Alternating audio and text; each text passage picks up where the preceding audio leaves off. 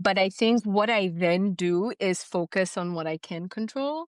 Mm, And that's where I find the most peace. Generally speaking, like if I'm having the worst day at work, I'm gonna say I hate it and I feel like this is the worst thing that ever happened to me. But right. I'm then going to ask myself, what can I control? I'm not gonna be able to control how other people react to me.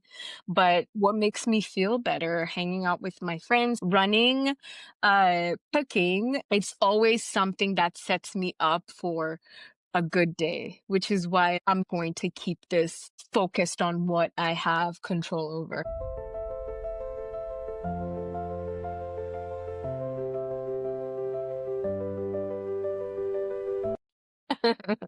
Today's guest is someone who I know personally, and she embodies curiosity and presence in such a grounded way. Her name is Noni, and she's a creative, a runner, a reader, and someone who believes in being an amateur at life, starting things, failing, learning, and growing through every experience. If you've ever found yourself moving fast but feeling disconnected from the moment, this conversation is for you. Because through Noni's lens, we're going to explore what it really means to stay engaged with life, to be curious, to learn through everyday moments, and to treat each day like it's its own separate lifetime. And one of her favorite quotes from Seneca says, "Begin at once to live and count each separate day as a separate life." Let's dive in. Noni, welcome to the show. So happy to have you here. Thank you. I'm so happy to be here. Your smile is contagious. We're going to start with that. Thank you. I appreciate. Happy to have you. How are you doing today? I'm good. Yeah. It's a nice fall day, which I appreciate. The temperatures are dropping. It's my favorite season. So yeah, Okay. life is good. You love the fall, but you grew up around the tropical region. So what's up with that? Well, I was born in the mountains. Let's start there. Yeah. Okay, So okay. All right. Okay. night and very cold weather, in Mm-hmm. Yeri. And so I feel like I'm just returning to my back to my roots. To your Yeah. roots. Right. Mm-hmm. Okay. Yeah, we love to see it. We love to hear it. The Yeah. temperature in Nyeri is actually one of the most beautiful. Our backstory: we're both Kenyan, so this is back home reference, and yeah. Let's start with your quote. The quote that you shared. Begin at once to live and count each separate day as a separate life. What comes into mind when you relate to that quote? Honestly, it just has to do with the fact that, like, number one, I really love sunrises. That is my number one thing. Like, I I love to wake up with the sun, and I feel like that always encapsulates what kind of outlook that I have in life, especially when it comes to like starting a new day. It's always like it's a fresh start, generally, because like whatever happened Right. yesterday, like that's none of my business. It's done. It's finito. Whatever's happening tomorrow, that's future Noni's problem, right? Mm. And so all I have is like this blank page. And I know it sounds like somewhat cliche, right? But I think it truly is like a blank canvas. Like you get to start your day like afresh. And so I think and Seneca being one of my favorite philosophers, he wrote The Shortness of Life, which is a text that I refer to like all the time, is the fact that, you only get this one chance. And you don't know tomorrow. You don't know like the next Again, hour. as cliche as it sounds. It is there, and the thing is, like, I'm always telling my friends and family, they're cliches for a reason, right? We had to repeat them over and over again because it makes sense. So Right. yeah, and so like that's why. So every day I'm like, it doesn't matter. It's a new day. So Yeah, like the framing, there's so much that you just shared in a little quick intro. And my initial one is sunrise, like your affinity for sunrise. Have you always been a morning person, or was it something that you enjoyed as you grew into the version that you are today? oh my gosh, yes. So okay, so tying this back into my childhood and where I'd go see my grandparents, I used to wake up early whenever I'd see my grandma so that we could see Mount Kenya. And then another Mm-hmm. fun fact about me is that I love mountains. And so I feel like it really ties into my entire personality. The fact that, Right. I've always been a morning person. And my mom did not like to see people sleeping late. Like My gosh. Yeah. I think it's an African household thing. Imma speak for moms here. If she wakes up and she doing her thing and you're still in bed, It's nah, crazy. that's Like, why are you doing nah. that? So I can relate. I keep saying my entire adulthood is just me returning to the kid that I was, and so part of that I always liked mornings, except school. You like mornings when it's slow mornings and you're doing the things that you wanna do, but when it comes to responsibilities, I don't know about all that. Peak adulting, you gotta wake up for work and it's like a freak. As you said, a big part of growing is to understand as you age, you're reconnecting with yourself, which is what I refer to healing, the Mhm, process of reconnecting to your roots. It's mhm, so important to be mindful and try to connect the dots. I usually encourage people to write down the things that they were passionate about when they were kids. Somewhat, somehow, you'll find a mhm, connection with the version that you're becoming. It's a exercise I did one time, one random Saturday night, mhm. and that's what led me to start a podcast, which is so crazy. But I digress. Seneca, like I'm curious, when was the first time you came across his work, and why do you have such a deep affiliation to his? One of the first texts that I read was on the shortness of life and Seneca, and there was just so much emphasis on how you only have this one shot. There's no second chance in this, and so This it's is it. you have to do it right. And when I say right, I mean it just you have to give it your all. To answer your question, always about giving it your best shot, and that's what Seneca's entire philosophy was. Right. I You feel don't get like another shot. I feel like you're so right. I always reference it in the way of like you have this one chance to shoot a blockbuster and you're the director. So you only get one chance to shoot this movie and Mhm, it's up to you to make it a blockbuster or just another movie that everyone is going to scheme by and say, yeah, not a mhm, memorable thing. So mhm, you have to treat it as, you're the director, you're producing a movie that you want people to leave the cinema saying, and this is where legacy comes in. Man, right. that movie changed my life. So when people come to experience you, I started realizing I want to have an impact on their lives, not necessarily Mhm, from a selfish standpoint, but a standpoint of like, I left humanity in a better place than I found it. And it just encompasses being bigger than you. Cause I think as mhm, society has evolved, we tend to like focus so much on me, me, me. Most people that I meet that are in a better place in life are people who think beyond themselves. They're either trying to find solutions for the greater good of humanity or greater good of their family, greater good of their partners, whatever it is, it's not always just about them. And mhm. I could agree to what you're saying. Like you just have this one life and just make the most out of it. I think you said you like being an amateur of life, and Mhm. I'm curious to know in what stages of your life have you been an amateur and you've evolved to grow beyond being an amateur in your own lens? Okay, so tying back into the fact that we only have this, one chance, I constantly reference this thing where I'm like, Noni just be doing everything. Like she just be doing anything. And so I truly think because I don't know what tomorrow's gonna look like and I don't know I can't predict the future. I Mm, think for me, what that then fueled as I started to discover myself more is like I love to try new things.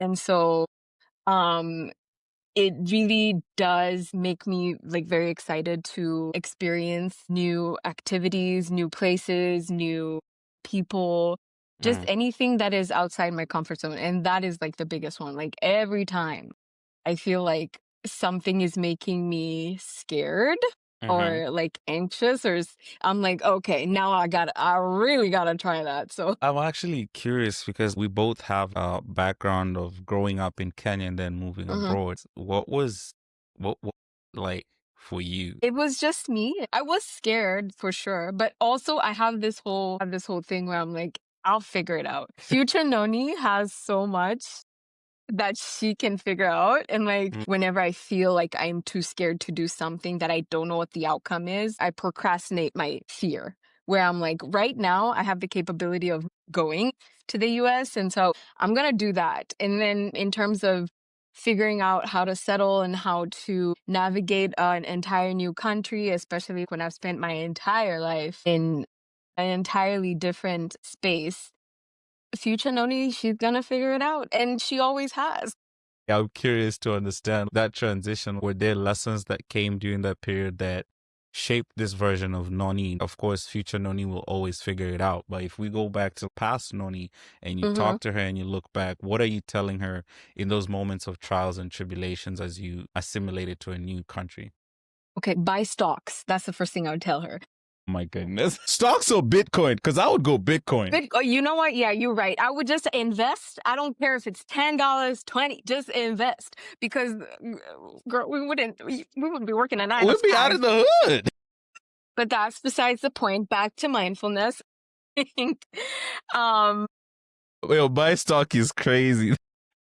it's like that's a if I had like 2 minutes, I don't she it's fine. She can make all the mistakes. She can meet all the people, but at least she'd be paid. And That part. That part. Because it's funny you said that. The other day I was looking at like the price of Bitcoin like year to all time.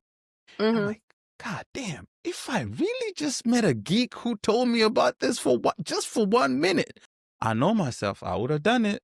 But I would have hmm sold it at some point. I know myself too. So And so there you go. yeah. A win is a win. Self-awareness is key. uh Honestly, the one thing I would do is give myself more grace, because I think that was the one thing that ever since I turned 30, I've learned Welcome to so the much. club. Welcome to the club. Wait, it's been how many months? Well, 8 months since I've been 30, but I've learned so much. I Mm-hmm. feel like one of the things that I've learned is because of the grace that I was extending to the people in my life. I wasn't giving myself at the time, and like I used to take a lot of the mistakes that I make so hard, man. Like that was, oh my gosh.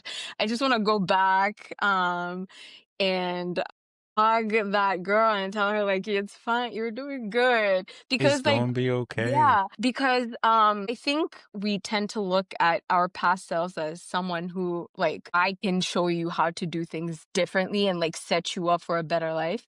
But I tend to disagree with that. I think the past version of yourself is what sets you up for who you are. So if like you happen to like look at yourself right now and think, "Oh my gosh, I'm doing good." It's because back in the day you took the step. And so if anything, I wouldn't tell her to like change. I'd tell her to start running for sure. Because it was a difficult skill to learn, but I would tell her like she's doing fine. And honestly, I would thank her because that's another thing. Like she set me up to be who I am today. So Right. yeah. I love the way you frame that. You don't get to this point without taking the step at that time. It's Mhm. virtually impossible to celebrate this version of yourself and the version to be Yeah. without taking the necessary steps, which goes back to Seneca of the day-to-day progression. Mhm. You just got to take it one day at a time. Mhm. I try to question myself if I was to look at today and say, did I do the best that I could with what I have?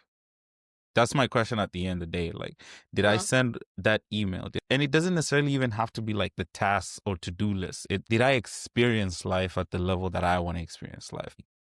Is this the best experience I had today? Yes or no? Exactly. And it's very subjective on a day-to-day basis. It's not going to be the same. So Yeah. again, that mindfulness factor just comes into play. I want to take you back because I'm a big believer of growth. Is there Mhm. any experience or learning opportunity that you went through that fundamentally shifted your perspective in life at the time? Wow. Um, that is that's a really good one. There's so many moments I can think of, like at the Give top of me, my give head. me, give me top two. Give me top Top two. two. Yeah. I think, all right, let's see, one that relates to me. I think the biggest one was moving out here. I have the best family. Like my family is everything to me, and Mm-hmm. I have their support and whatever, but not being close to them every day was something that I took for granted. Oh my god. And that's why like they keep making fun of me these days because I'm so sentimental. Like every time I'll talk to them I'll be like, "Oh my god, I love you so much." And like I want hugs all the time. It's because when I was freaking 17 and planning my escape from Kenya, You knew you wanted to leave. I did. I did. Actually, I would say my escape started at 15. Like that's when I knew I wanted to leave. But I took a lot of moments for granted. And so like when I came out here and I learned so much about um being away. And one of the my favorite songs by Janet Jackson and what's his name? He's from A Tribe Called Quest. But it's gone until it's gone, right? Like Mm. wait, no, I said that wrong. Hey, yo, Janet, don't cut them checks. Do not cut them checks. But it's a song, right? Like that talks about Yeah. like you don't know that you've got you don't know you got something until it's gone, right? And for me, it was my family. We were very close, but I didn't realize how much I valued them until I came. And because I made that step, I'm grateful that I did, that I came out here because it has changed my life in the best way. I think if you touch base your relationship with your sister, is that the only sibling that you have, or you have other siblings Yes. as well? Can you imagine if I had some like other siblings? She's the only one. I was setting you up. I was setting Yeah, you up, but you didn't you take bait. tried it. I Yeah. tried it. She's the only one. Okay. Yeah, yeah, it's just the two of us. And so yeah. And you said, uh, Mo. Mo. Yeah, in terms of relating to Mo, like, what have you learned about yourself through that relationship with Mo? I think in terms of growing up with somebody, that's a whole other level of intimacy because you go through so many experiences together. Right. I think the thing that, and I mean this in the most descriptive of ways, is unconditional love. Like that is somebody who loves me down no matter what. And it's reciprocal. It doesn't matter what's going on. I know this is a safe space. I know I can be myself. I can it's a lot. Like I'm a lot to handle. Like I'm I not gonna mean, cry. you can cry. This is a safe space too. Come on Yeah, now. no, yeah, but it's that. It's that whole uh space that she has created, and she is older than me, and What does unconditional love mean to you? it's unconditional. By definition, it's the fact that I I don't have to perform. I just have to exist. One of my favorite pictures of us is like I think it's probably like the day I came home, and you can see in her eyes like how like my dad's handing me to her, and you can see how she's like concentrating on making sure she's holding me right. And my mom always tells this story about how she was so plugged in as an older sister. And so I think about that picture every single day. She's going to be so mad that I'm talking about this, but like I really think about it all the time because it really encapsulates like then our relationship and what kind of friendship that we have. Like we're not just sisters. She's my best friend. Right. Yeah. I love that. I love that. Like straight from birth, she was there. Real one for real. Yeah. Real one for real. So, um, I love that you have somebody who understands you inside out unconditionally, because it's so Mhm. important to experience that. And I'm curious, like outside of family, Mhm. do you have relationships that mean just as much to you? My gosh, my friends. And it didn't start like like I didn't make my first friend in the States. Like No, oh, of course. my friends. And I've had really close relationships with my friends from I want to say like from childhood even to like high school and then post high school like before I came to the US. I think because my mom was very intentional in making me and my sister friends as siblings, it shaped who I was as a friend, right? Because I Mm, was able to maintain my friendships through time and distance, even to this day. Like, I've had friends that I've known since I was like 5. And so, like, right, I still loved like, I still maintain those friendships, and I'm still very close to all those people. Of course, in different ways, and life has a way of reshaping how you, associate with people, but we're still close, and so, for me, I think sorry, and even moving into adulthood, like, there's, like, friends that I've made, right, that are such huge, they play such huge roles in my life, and I hope that, like, I do the same thing for them. I like right. to think that I do, right?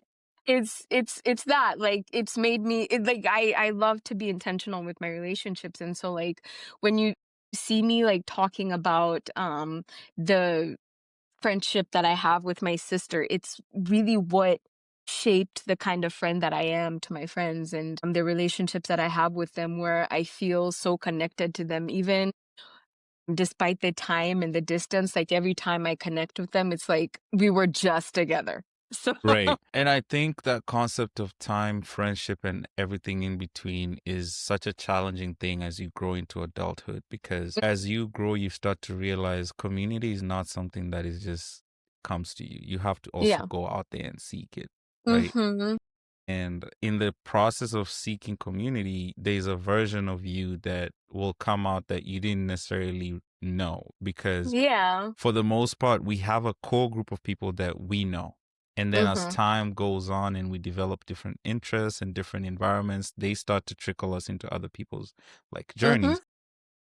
So my question to you, you experience your sister with from like an unconditional love standpoint. When you're experiencing your friends, do you have tears of friendship or do you have this one universal blanket of like, if you're in Noni's circle, you're covered?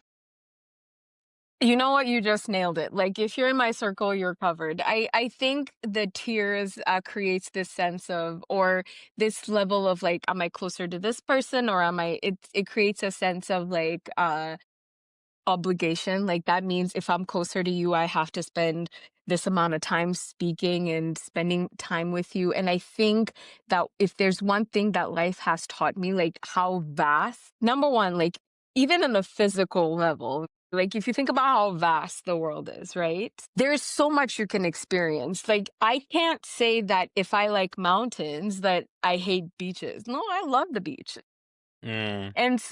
so I think if you look at life in that like one lens where it's like there has to be a sense of like closeness with this person and this other person isn't as close, creates I feel like then it creates like a sense of inequality, which I don't think that human emotion is designed for. Right. I want to use this as an example to capture how I view my relationships with my friends because it was such a great example. I just finished my run and then she called me and I always take a long walk after my run and so like I had the time and the space. So I answer the call and then she goes, "Oh my God, I didn't think you would answer, but I'm glad you're okay." And then Right. she's like, "But let's catch up. Like there's so much going on." And then 2 seconds later, something urgent pops up. And then Mhm. she's like, "Oh my God, I'll call you back. I need to deal with this." But she was like, immediately she said that she was like, "I love you so much, and I'm just so glad you're okay." And like, just the usual like, Right. "Are you good? You're fine. Do you need anything?" And I was like, "No, I'm good, girl. Do your thing." And Mhm. it was great. And then she texted me like a few hours later where we did end up like catching up. But the point was That that would have little been yes, that little interaction because like we're here for such like a short moment in life. Like I appreciate any time that I get with my friends. I genuinely like I mean that and I think any of them would like echo the same thing that any moment I get with them, a text back, like a Snapchat, interaction with a story, whatever it is, mm. for me, I appreciate it. And so yeah. I love that. I love that you have that openness and to give other people grace, right? Because Mhm. sometimes we don't know what the other person is going through. I went through a friendship breakup a couple of Mhm. years ago. We ended up reconnecting though. But I That's remember at good. the time, I was so hurt because I'm like, Mhm. my friend is the type of guy who he never expresses himself. Mhm. So he keeps things to himself. So I was like, did I do something for 2 years? I was like, Wow. damn, Huh. did I? What the fuck happened? So one Mhm. night I'm walking into the club after a long time. First person I see, Not at the club we all fam. I'm like, I'm like, or not. okay, so how are we supposed to go about this again? Like, cause I haven't seen you in 2 years. I don't know what the hell you've been up to. When we ended up catching up, like on a call the next day, Mhm. I felt so bad for actually thinking what I was thinking.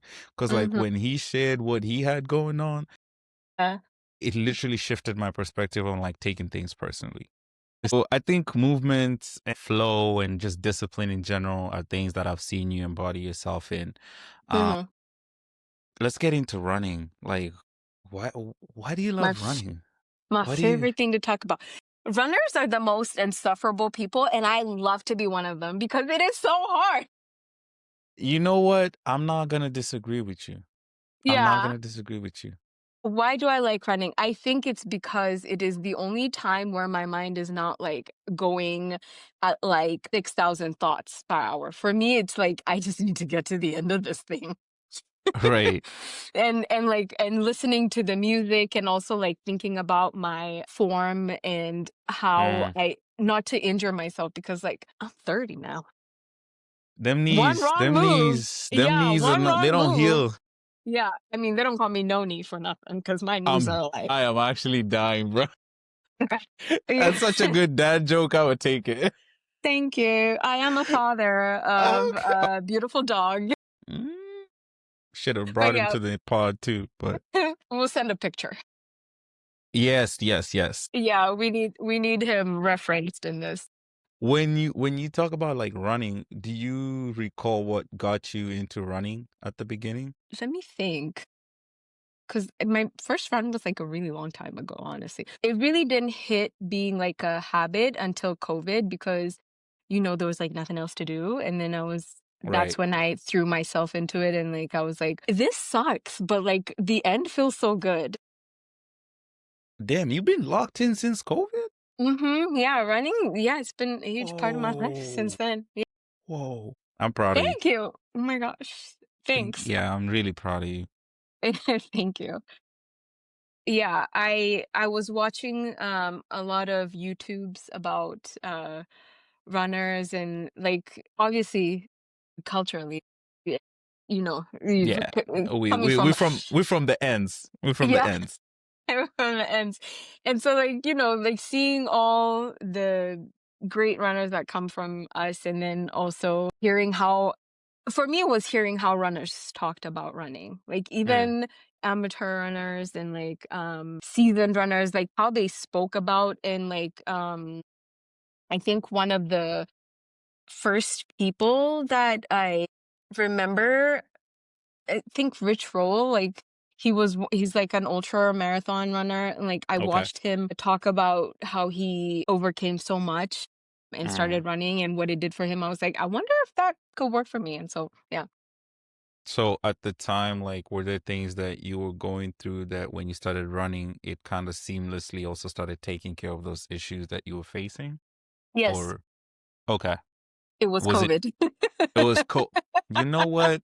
You know Yeah, what? I You was yeah yeah, I was yeah. here. I was here. My family was in Kenya and I didn't know, it's very confusing. And so it was very confusing time. And so I was like, hey, I gotta find a way. And like, I gotta find a way, and a yeah, way was found. we did. And I think running as an activity is mentally tough. I don't do it for that reason. I'm gonna be honest. Like I tend to think I'm fit, but with runners are just like a different ball game because I can't even touch their fitness.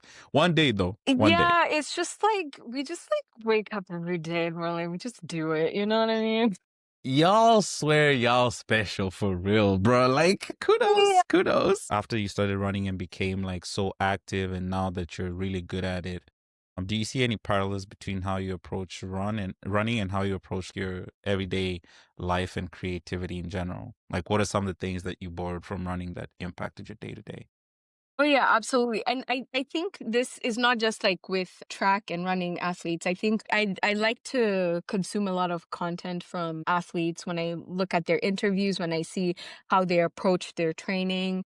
Mm, One of the things that has been like a common ground with all of them is they envision themselves doing it. So like you will see like mm, Kobe would say the same thing. You'd see MJ saying the same thing. You'd see even Thierry, like Henry saying the same thing about football. Like he would be like he sees himself like scoring the goals. mm, It's about envisioning yourself doing it. And so like I don't think that I ever finished a long run until I the night before. And the longest run has been, I think it was like 21 miles that I did. So like wow. it's shy of a marathon, but I'm gonna get that one day. Hey man, when I'm you do get, working towards it. all I'm saying is I need tape. I Okay. need tape. I got you. But it was I had to sit down and like see my like the night before, like I had to see myself like looking at the route. Like I needed to know where I'm gonna go, how I'm gonna finish it, what I'm gonna do after. And then since then, like any run that I say I'm gonna do, except, life happens, but like anytime I'm locked in fully and I have all the requirements that I need to complete a run, I'm gonna get to it. It might take me longer than I wanted, but Right. But you still gonna do it. I'm gonna see myself finishing the run and then it's gonna happen. And in the same way, it's guided so many of my steps. Like if I say like honestly, like tasks and like, cleaning, like doing the dishes and like especially the dishes, like I I love, I am love, I love that you brought it back to just everyday life because I was thinking yeah. you're gonna go into like a visionary statement right now. But I love Nah, that. man, it's like every day. Like if I say I'm gonna fold this laundry, like I see myself actually putting it away and then I'm gonna do it. Yeah. No, it seems so like it seems like very woo woo, but like it's very Rah effective. rah, woo woo. It's I swear it's so efficient because like and I'm not saying like I'm 100% every day, but like whenever I do lock in, you know, Right. it's gonna get done because like I saw myself doing it. And so even with work tasks and everything and showing up for my friends, uh spending time with my dog, etc. All that stuff. I'm gonna do it because like I see myself doing it. So that's how it shaped that. I love that. I love that. And I Hmm. think I'm definitely gonna incorporate that into like the everyday life because I tend to only do that when it comes to like personal visions and desires. But I think you mentioned something that I've honestly seen the last couple of weeks. Like if you can see it in your mind, you can actually Hmm. do it. Like Oh, for sure. once you envision it as an idea, Huh? all you got to do is execute to get it done. And 95% of the time, you will be able to do it. Exactly. You will That's be able to do it. The the Chicago difference is, though, Marathon. No, okay, go time ahead. out. The Chicago Marathon and Kipchoge and like that's one of the first things he said. Like Hmm. he spent the like his entire training to like break that sub 2 hour marathon time. I think when he broke the record, it's sub Right. 2 hours. I think It you know. is. Yeah. So he constantly spoke about how he saw himself doing it cuz like he in his head he's like he was envisioning the entire path and everything that it took to get to that and it was like that is so key. Even even when you're training, like when you're training, it's like you're mentally mapping the pathway. Like Mhm. this is what I gotta do. This is how many things I gotta do, and this is where I'll do them. This is exactly what I'll be doing when I'm doing them. And it's so crazy when you now put Mhm. into motion. It's like Yeah. I've seen this before. It's like you created a simulation for the damn thing, and that's Yeah. why like your subconscious comes into play. And it's like when something happens, and you're like, oh, I knew that would happen. No, you didn't. You just mapped it out, and it just happens to happen that But you you actually knew, did. even when you knew that it was like, even if you knew in a different dimension, you knew it was gonna You happen. So knew. like it happened. So And you got to be careful because that can be both for good things and bad things. Because mhm. our minds are very, very tricky. Like you can program your mind to see things for success, or you can program your mind to see things for failure. So, like the Yeah, negative self talk that you say, like, okay, I want to do this, but I'm not really capable. That's not good for me. Imagine you're not going to be able to do that. But if you actually see yourself doing it, it for becomes sure. paramount. I can't even imagine like I'm doing a freaking podcast on a camera. I could never speak to a camera. What? Hell no. God forbid. But we're here and we're Look at grateful. you, So yeah. I appreciate that. So I'm glad that running has kind of showed you that mental visualization that and how key Mhm. it is to just find your way. And in terms of also just like physical well-being, I think when you're doing a run, a marathon or a long distance or training for this kind of things, there's definitely like a point you reach where you feel like you've plateaued. Like whether if it's your pace, your time, all these things. Like how do you get past moments of like feeling stuck? Um, Oh, that's a good one. I think I love when people say that's a good one. It makes me feel like, it's yeah, you're like me.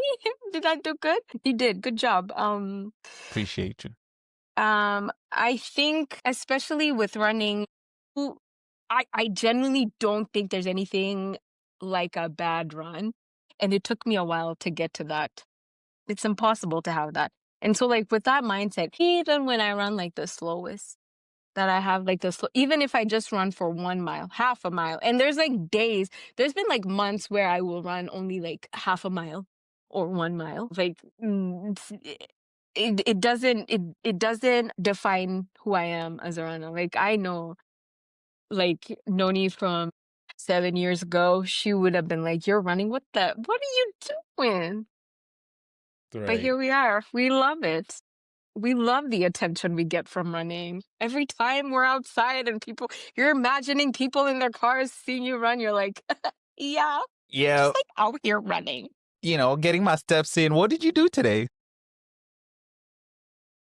I'm just playing. No, it's And that's why I got beef with runners, because it's like, so y'all really think we can't do that, huh? no, I think no, I know I'm talking a lot of smack, but I genuinely think if I could run, if I can be out there, anybody can do it. I promise you.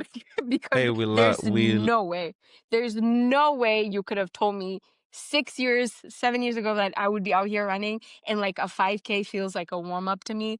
No. Yeah, like oh my gosh, yeah. I feel like anyone should, if you want to also, it's not by force, you know? It's not by hey, force. hey, hey, at the end of the day, nothing is ever forced to us. We have options Exactly. and choices, Yeah, and our lives are a result of the choices that we've made in the past. So, exactly. Yeah. but that means you can always change your choices moving forward. That's the beauty of life. But I was curious about the plateauing in like other areas of your life. Do you ever feel like you've reached a plateau on like something else? Let's say it's a struggle with an addiction and you've reached a point where you just feel like you're doing it over and over again. Like, how do you unwire that in your head? Is it more about compassion, or how do you do that? No, I think I've always just been perfect, and so, like, I've never had to struggle with anything. No, I mean, with Director what cut. no, I mean, life is crazy. Like life is gonna throw you some crazy curveballs, whether it's in friendships, relationships, work. You're always going to have moments in life where it feels like I don't know if I can keep going, and I feel like I'm just coming up out of a season like that in my life where it was like if it just felt like a lot of things were going out of control because like I had these set plans for how my year was gonna go, and then, you know, life happens and you have Right. to regroup. But I think what I then do is focus on what I can control, Mm, and that's where I find the most peace. So I'm like, yeah, no, genuinely speaking, like if I'm having the worst day at work and I feel like of course I'm gonna complain. Like, come on. I'm gonna complain about it. I'm gonna say I hate it and I feel like this is the worst thing that ever happened to me. But right. like I'm then going to ask myself, what can I control? I'm not gonna be able to control how other people react to me. But what makes me feel better, hanging out with my friends, talking to my friends, running, cooking. And so it's always something that sets me up for a good day, which is why I Mm. I'm just like going to keep this focused on what I have control over. I love that. I love that you always go back to the basics. Mhm. And sometimes we tend to Thank you. overcomplicate the process of like getting better, which is just literally going back to the basics. Just go Yeah, back to the things that actually give you joy. exactly. I might And mess then up a code and break the entire system for the day, but like I can do my laundry and then I'll feel good about I'll that. feel good about it. I'll go look at the sunset and feel good about that. And so it's like A win is a win. a win So is a win. yeah, I think you touched on cooking before we get into the reflective part. Like what sparked your interest in cooking? Like what does it do for your soul? So this ties back into my upbringing as well. Hmm. parents used to make us watch CNN. I feel like a lot of us Hey, can relate. we love a politically aware gal. So Exactly. No, we're plugged in. We know what's going on. okay, Whether Olivia Pope. yeah, All right. yeah, exactly. No, but one of and also one of the shows that used to come up a lot was Anthony Bourdain, Parts Unknown. Hmm. What was the other one? That's so sad. Because like I literally watched it like Mama, almost she wasn't paying attention. like this is so crazy. No, but anyway, anything Anthony Bourdain, we used to watch a lot. And what I really enjoyed about that is the relationship he had with food. Like it was like, oh my God. It was Yeah. such a special relationship. And it wasn't just the relationship he had with like the meals he was having, it was the Hmm. people. So the people that he was experiencing and all over the world, right? You would go to all these parts and like experience all these like exotic meals and so that's if like truly like that's where my interest in cooking came from because like it's just such a special relationship with food and I loved how close that because I love people coming together and Right. so the Right. concept of food bringing people together shaped that. So do you enjoy, are you one of those people who enjoy cooking because of like the fact that it can bring people together, or it's more about I'm just trying to eat good and this is what I'm I learning how like to to cook? eat, okay? I like good food, okay? So and then the thing is like I like my own cooking. There's that. So in generally speaking, like on the surface level, I do enjoy my own cooking. I think I make some of the best meals.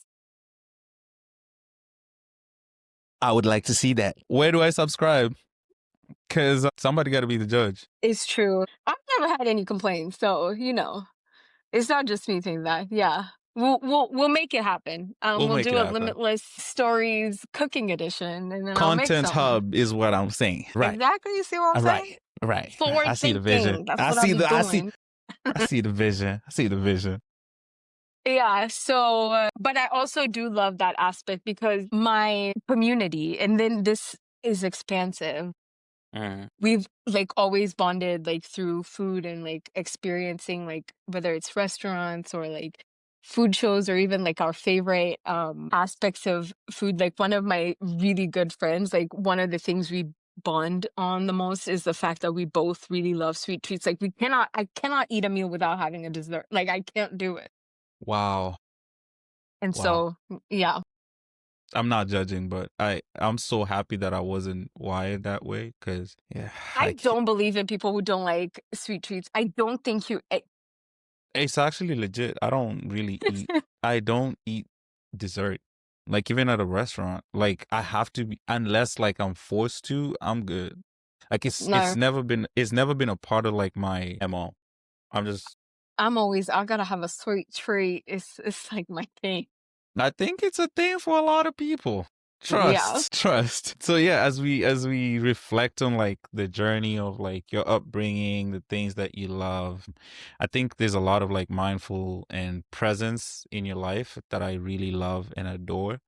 Hmm. And my question to you would be just, how do you remind yourself not to take time for granted? Going back to sunrises, think whether or not it's like, and I feel like if anyone has experienced like me in any time and space, whether it's through social media or like in person, I'm always talking about, look how pretty the sky is. No. But you really do Yeah. be experiencing some magical sunrises. I'm not gonna lie. Like some of them, I'm like, God damn, I wish I seen that. I'm like, damn. Well, that's why I post them. So you could, I did it. So like, you don't have to, right? Yeah, appreciate you. Thanks for Yeah. looking And out. so I got you.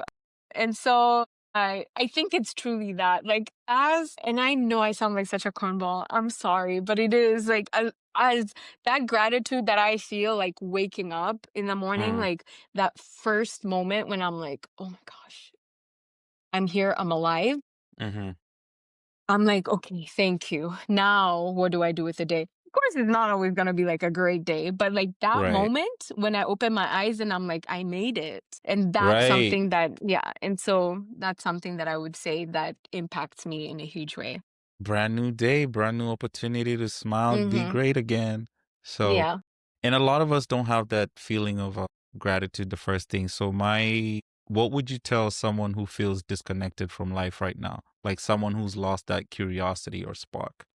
What would Noni tell them? It's okay, first of all, like, there's no pressure because I know also when you hear people speak, even, like, listening to myself, like, in the darkest moments, if I heard myself being like, "You woke up today, be grateful." It could be like, You context is funny as everything. hell, bro. Like, I get it, like, sometimes you're having a like, it's like, "Oh my god, I'm alive again. What am I gonna do?" I get that, but I think that it's fine to sit in that. Like, I think we place a lot of pressure in, like, we gotta do something, we have to be, like, proactive. It's okay. It's okay to sit in that, but don't let it consume you. That's what I would say. Don't Mm, let it take over your life because oh my gosh, I get it. Oh my gosh. Listening to this kind of stuff, like, at the wrong time it can have the opposite effect, right? 1000. Exactly, and so that's why that's what I would say. If you're having trouble, like, seeing the, positive side to things, it's fine. It's fine. Right. It's okay. Yeah. I genuinely love that you said you gotta sit through it. I don't know what kind of therapy you undertook, but for me, the one that shifted my life about 2 years ago was somatic therapy, Mhm. where it allows you to go back to those incidences or situations that made you feel a type of way and you sit through it. You kind of Mhm. re-experience these things again, and that allows you to release those emotions that made you uncomfortable. Maybe at the time you went through a numbing process or you try to ignore them in various ways. So I love that you said it's important to sit through them. Staying engaged with life means, Staying engaged with life means appreciating every moment. You uh-huh, know, that's like a rough way to think about it, but I genuinely think that every moment is a lesson, truly. Like, every moment is a lesson. That's what I wanna retract what I said, and right? I'll say staying every moment is a lesson, good or Every bad. good or bad. Every moment, it's a moment. It doesn't have a connotation to positive or negative. Yeah. I'm super grateful, Noni, for the convo that you gave me. I genuinely enjoyed talking to you in this demeanor because Mhm. I've learned a lot, Mhm. and I'm hoping you had a good time with this little session of ours. Yeah, absolutely. What can you encourage the people who will be able to listen to you? What can you encourage them to find you on socials and connect beyond this episode? Well, I do share a lot of my creations, whether it's like my running videos or my cooking videos or just like my daily life on my Instagram. I'm working on improving my TikTok, but you can find me Noni underscore Weru. It's what I do. And so I'm looking forward to We're gonna connecting. tag you. We're gonna Yeah. tag you for real. Thank So you. yeah, with that, we're gonna say thank you so much once again. I appreciate you for the time and the great conversation, lots of great insight, and yeah, looking forward to hosting another one when you do your marathon. So All we'll be right. here. Well, thank you. Challenge accepted. Okay, All right. adios. Okay. Bye. Bye.